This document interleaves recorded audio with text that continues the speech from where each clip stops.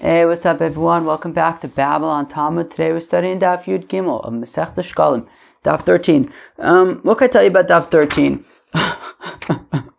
Well, Daf 13, the first part of it is insane, but after like the first third of it, it becomes amazing. So that's what I could tell you about Daf 13. So let's start with the insane part, just because it comes first, and we don't really have a choice. Here we go. Daf Yud Beis Amud Beis, like 6 lines from the bottom. Reb Elazar Omer Yimachu Chulei Hamin. So Reb Elazar says that you take this flour and wine oil and wine and birds that are like part of your property, and you sell them, and then the value you use the money to buy olos. So Babo b'shem Reb Shimon ben Lakish, time of Reb Elazar. The reason for Reb Elazar is Daber laharin v'albanav v'gomer asher akrivu laHashem le'ola kol karev ola. That which you will offer to God as an ola, so everything can be offered as an ola. Tzonechem tamim zachar. It should be an appeasement for you as a male. Yachol afilu ofis. Is it possible that this applies even to birds, that you would offer birds as an ola? Tamalomer babakar. It says specifically cattle, velo ofis, but not birds. Okay, but we do bring birds as olas. I don't know. Rabbi Yirmiyah Rabbun Barchia Havun Yasvin ve'Amrin. So Rabbi Yirmiyah and Rabbun were sitting and they were saying, Talmud Amar Rabbi Yochanan. Rabbi Yochanan says over there in explaining Rabbi Shimon's opinion that Talmud Rabbi Shimon shekin nekevish ba'ov ksher level ola. That the reason why if you are makdish a female as like a ola, and even though you don't bring olas from females, but since you can have a bird that's a female ola, so therefore it even it can make a tamura by just regular animals. So v'cha amar hachin, and yet over here he says taka sell the birds and don't offer them as korbanos. So Amar Rabbi Yossi kiyamtia kihada Amar Reb Shmuel. So Rabbi Yossi says that you can explain Rabbi Elazar like Shmuel b'shem Reb Zeira, who says the name of Reb Zeira, Kol she'ena yichol likarev lo hivlo damea. If you have something that is unable to be offered, not it and not its value, pasha can't go on the mizbeach, so lo kadsha ele hektish damim. Then it only is kadosh with kedushas damim, not with kedushas mizbeach. Okay, and I guess this bird you can't offer. Okay, I don't know why, but you can't. I don't know. V'atamad yos, and you're saying good. La'akrivo ein at yachol. You can't offer it. Oh, okay. Dichsiv, as it says, babakar v'la ofis. Well, it says cattle and not birds. Okay. Lifdoso. Maybe as like a nidava you don't bring a bird. Oh, maybe that's what it means. Like as a nidava you don't bring a bird, but there are certain instances where you can bring a bird as an ola. For example, like I think like a mitzora who can't afford other animals, so he brings birds. Okay. So if those are not yachon, you can't redeem it either. She'ein la'ov pidyon, because you can't redeem a bird. The fumkein, therefore tzarich meimar, therefore needs to say lo kidsha kedushas damim, that it only has the holiness of money, and because it only has the holiness of money and not the holiness of the mizbeach, you can't actually offer it. Chavrai b'shem Rabbi Yochanan, Rabbi Evo bar Nagre, Omer kumi Rabbi Ilaim, b'shem Rabbi Yochanan, time of the Hain, Tanya. The reason for the opinion of Rabbi Shimon ben Yehuda, that Rabbi Shimon ben Yehuda had said earlier that a female that is set aside as an ola or an asham or a what was the third one? An ola or a pesach, so then it doesn't make a tamura. So Tanya, as we learn in a brisa, if you have any animal that is tameh, that you don't bring from it a korban to the Eibishter, matam lomer tameh. What does it mean that it's impure? Even though if it's only tameh like that name, meaning that it could be that in a different context it would be permitted, but even something that in a specific context is not allowed, so then it would be considered not kadosh kedushas mizbeach, and it would not make a tamura. Vikasha b'da, we have a question. Ksiv, on the one hand it says Vikasha, we have a question. B'da ksiv v'hemed v'herich. But if we're talking about an animal that doesn't have any kind of kedushas mizbeach, so would the pasuk say about it that the Kohen stands it up and evaluates it? Reb Zeir b'shem Reb Elazar lo amar kain ella. So says Reb Elazar. So says Reb Zeir b'shem Reb Elazar. So Reb Zeir in the name of Reb Elazar did not say like this. Ella rather v'im kol behemoth tamei asher yakrivu mimeno korban laHashem, that any animal that you will not bring from it a korban to God, any animal that cannot be offered here nor in any other place, cannot make a k'mur to the exclusion of a bird for an ola, because a bird, as we said a minute ago, that even though in this particular case of an adava you can't bring a bird as an ola, but in a different context you can. So it's excluded from here. Rabbun Baun Kumi Reb Zeira. Rabbun and Rabbun said the name of Reb Zeira Hare Aroveva Nirva. But what about an animal that was that raped or got raped? She'enon Ruin Likariv Lokan V'Lo Makomacher. They're not able to be offered anywhere. Varei Hein Osin Tmura, and yet they are able to make a Tmura Amar Lon. So Af Ani Lo Amarti. So even I didn't say Ela Tmei Mamish. I only said Tamei Mamish. And then the question is, but about this, if it's Tamei Mamish, does it say about this that the Kohen will stand it and evaluate it? Alright. Gosh. Chevra, I'm really sorry. I don't know what to tell you. This Gemara was insane. It a little bit flew over my head. I'm sorry for letting you down. But the rest of the daf is great. Weiter? Oh, yeah, I'm sorry, guys. Let's go weiter. Says the next Mishnah, Achas Lamed Yom Mishaynes Halishka. So every 30 days they would kind of make these new deals with suppliers of the for the temple. So if you have a supplier, and the supplier agreed that he was going to supply the Beis HaMikdash with flour, and he was going to give him 4 sa'as of flour for a sela. Amdu mishalosh, if the price of flour increased, and now you're only getting 3 sa'a of flour for a sela, nonetheless, isapik midalid, this supplier needs to continue providing flour for the temple at the initial value of 4 sa'a per sela.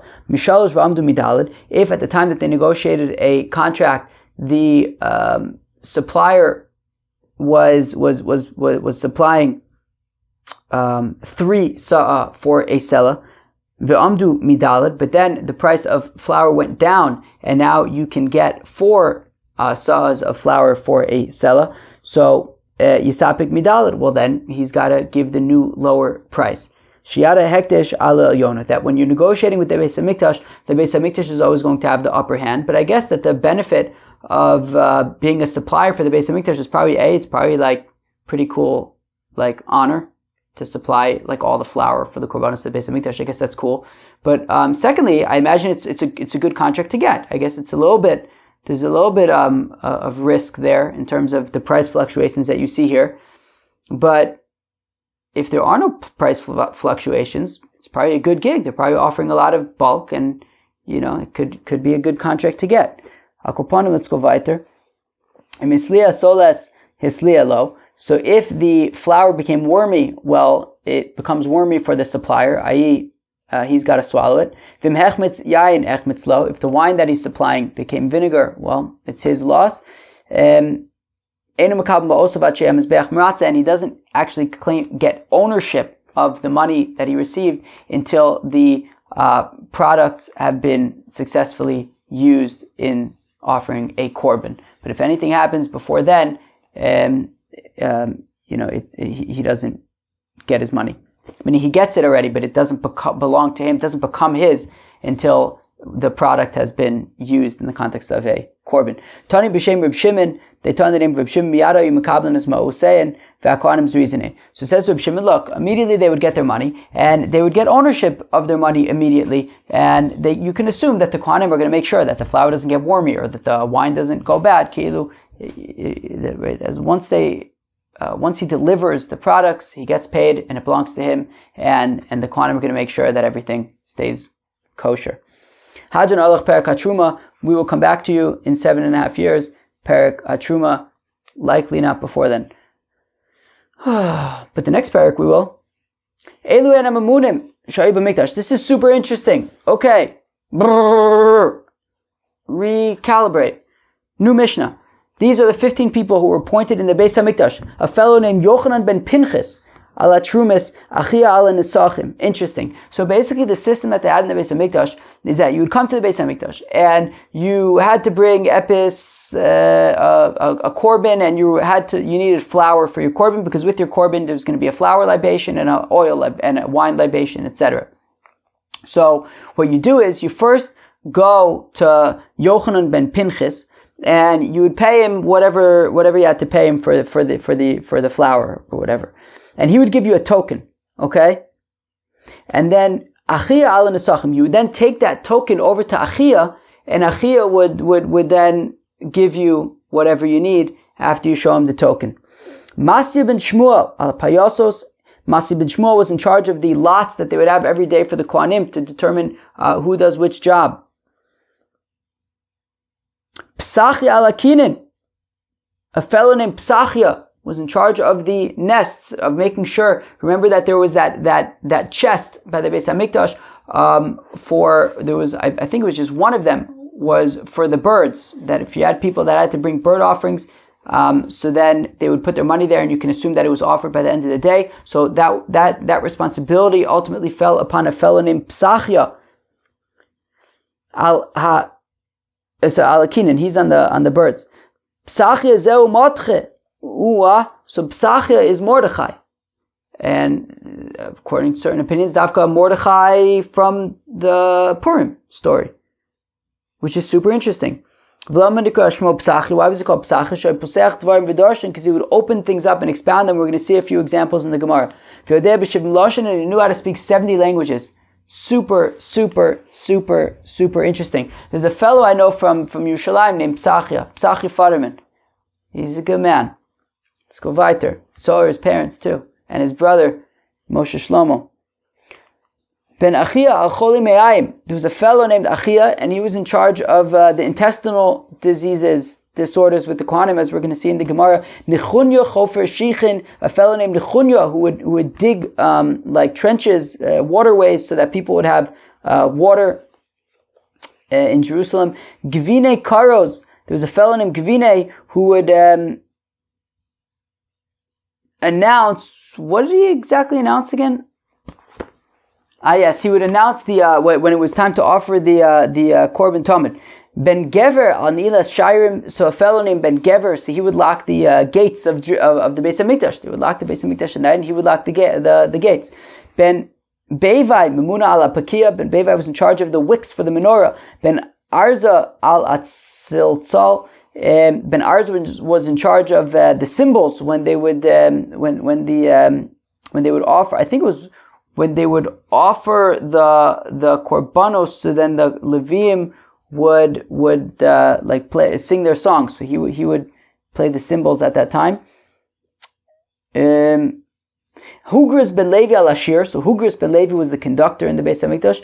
Beis Garmu Amaisa Lechem Apanim, Beis Avtinas Amaisa Aktoris. As we learned the other day, that Beis Garmu, they were in charge of the Lechem Apanim, and Beis Avtinas was in charge of the Ketores. Elazar al Paroches Upinches Amalbish, and a fellow named Elazar was in charge of the Parochos, the curtains that they had in the Beis Hamikdash, and Pinchas was in charge of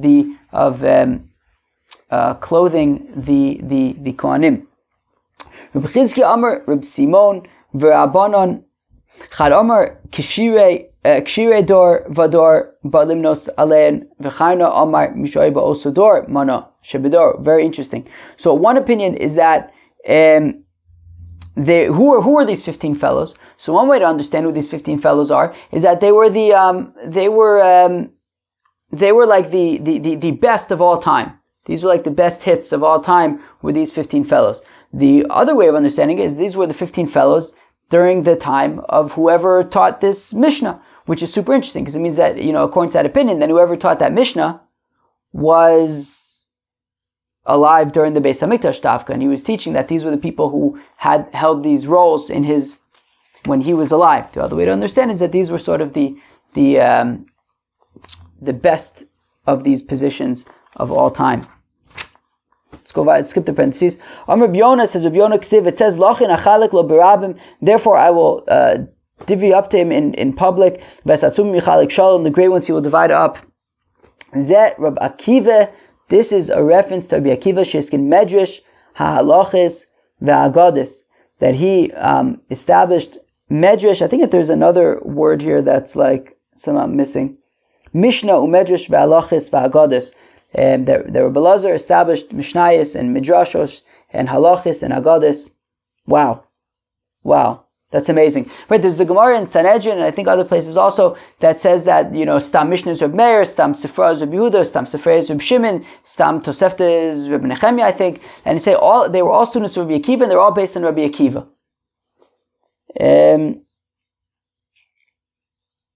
V'yeshom, that those say Elu Anshe Knesset Hagadol Tiknu. Interesting that these things, the Halachis, Mishnayos, Midrashos, Agadis, that they were established from the Anshe Knesset Hagadol Elamatikin Zeh. So then, what did Rabbi Akiva establish? Klalus Ufratos. Okay, the concept of Klal Ufrat, of general rules and specific rules, that was sort of championed by Rabbi Akiva. Omar Bi'Abo says, Rabbi Abo Ksiv Mishpacha Sofrim Yoshve Yavitz, that it says in the pasuk in the family of scribes who live in a place called Yavitz. Matamaloma Sofrim. What's the deal? What are these scribes? Right, the spore is to count. El Sha'asu Satorah Svoros. That they would take the Torah and make it into all sorts of numbers, all sorts of lists. Chamisha lo Yisromu, such as there are 5 people who don't separate Truma. Lo Yisromu Truma L'Hashem. No. Lo Yisromu Truma. Hey Dvarim Chayav B'Chala. There are 5 things that are obligated in separating Chala. Chamish Esrei Noshim Potos Tzarosein. That there are 15 co-wives that make their that make the other co-wives pater from Yibum. Shloshim V'Sheish Kresos B'Torah. There are 36 instances of kares in the Torah. Shlosh Esrei Davar Nemu Penivlas Ha'of Hator. There are 13 things that are said about a carcass of a pure bird. Daled Avos Nizikin. There are 4 categories of damages. Avos Melachos Abayim Chaser Achas, as we learned in Masechta Shabbos, that there are 39 melachis. So these sofrim, they would make all sorts of lists from the Torah as ways to organize the Torah into a bunch of different lists. Amr Eliezer says, Eliezer Ksiv leEzra Koyen HaSofer. So it says about Ezra that he was a sofer. Matam Lomer sofer. What's the deal with this sofer? Elek Shimshai is sofer b'divrei Torah, Kacha is sofer b'divrei Chachamim. That just like he would count the words of the Torah, he would also count the words of the rabbis, and also he would make all these different lists and things. Reb Chagai b'shem Reb Shmuel bar Nachman says, Reb Chagai in the name of Shmuel bar Nachman, Arishonim charshu v'zaru. The earlier generations, they plowed and they seeded, nichshu, kischu, idru. They what's that called? Like they pruned and like dug furrows and did all sorts of workings. Katzru, they harvested. Amru, they collected. Dashu, thresh, zaru, baru, tachnu, kidu, lashu, kitfu, va'afu. Basically, the earlier generations did all the hard work of studying the Torah and organizing the Torah. Ve'anu ein lanu malecho, and yet somehow, even though the earlier generations did all the work for us or in preparation for us, somehow we managed to not have anything to eat. Meaning, even though all the earlier generations were so committed to Torah, somehow we find ourselves ignoramuses and unable to study properly.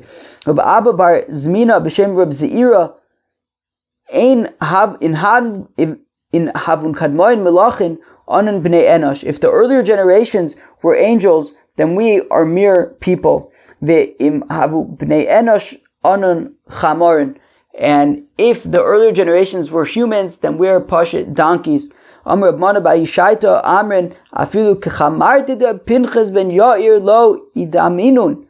And they said at that time, and not only are we like donkeys, we're like low-level donkeys, not high-level donkeys like the donkey of Reb Pinchas ben Yair. Chamartida Reb Pinchas ben Yair Ganavta L'Stoi Belelia. What was the story with the donkey of Reb Pinchas ben Yair? I think it's pretty famous, this story. Anyways, thieves stole Reb Pinchas ben Yair's donkey at night. Of the Tamira Gabun Tlasa Yomen, and these thieves held Reb Pinchas ben Yair's donkey with them for 3 days. V'lo taimo klum, and the donkey refused to eat. Basu Tlasa Yomen imluchun machzarta, and after 3 days they decided, you know what? We're just returning this crazy donkey that refuses to eat. Amri apkinun minhacha dilotemus gabon. They said, let's get it out of here so it doesn't die. Apkuna, so they got rid of it. Ozlas v'komasla altara demara, and the donkey made its way back to its owner's house. It made its way back to Pinchas ben Yair. Shayas minahakas, and it was braying. Amrlon pischun la'ada aluvta. So Pinchas ben Yair says to the people who are over there, he says, open up the door for this Nebuch Dicker donkey. The isla tlas yomen de lotaim akum, it hasn't eaten for 3 days.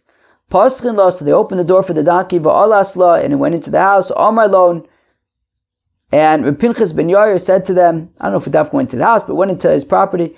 Yavu la klum teichel, give the donkey epis to eat. Yavun kuma seorin v'lobayis lemechel. So they put some barley in front of the donkey, yet the donkey wouldn't eat.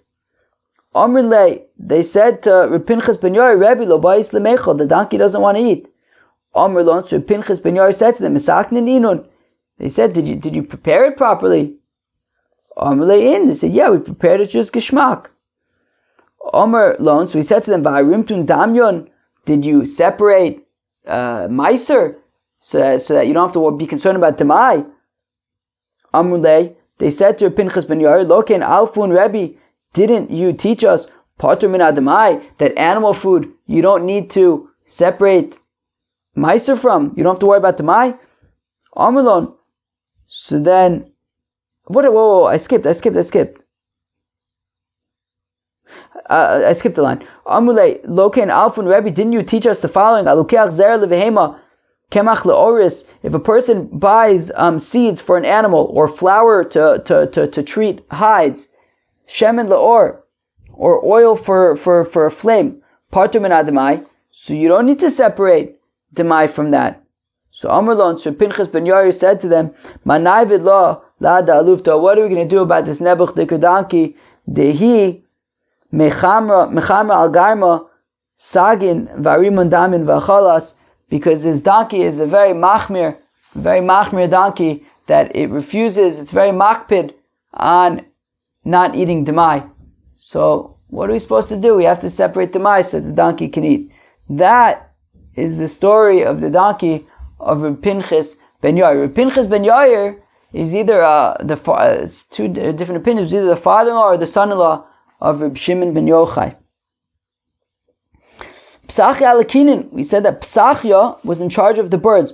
Boru'ei magadol ukocho shel oso ha'ish poseach dvarim v'darshan. Come see how amazing Psachia is, that he can open up words and expound them.